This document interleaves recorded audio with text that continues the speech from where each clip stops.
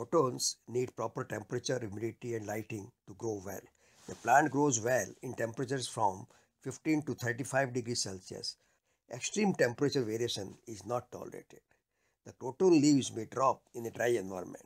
Keep the pot in high humidity.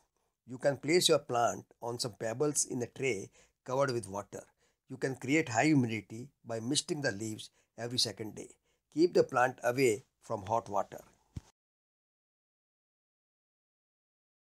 Proper lighting conditions are necessary to get colorful display of leaves. Place your plant where it receives bright indirect light. This plant was placed in a bright room. See the colorful leaves.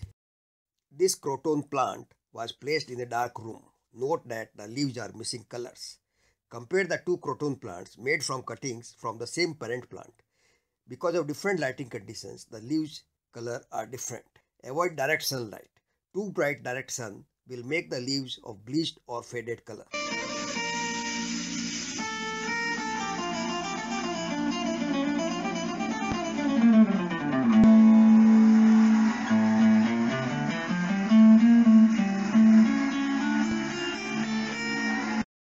Proper watering to the plant is very important. Too much water will cause wilting of the leaves and too less watering will make bottom leaves falling. In spring and summer, water only if the top 1 inch of the soil is dry. During the autumn and winter, water only when the top 3 inch of the soil becomes dry. In winter, you can use lukewarm water to avoid shock of the root.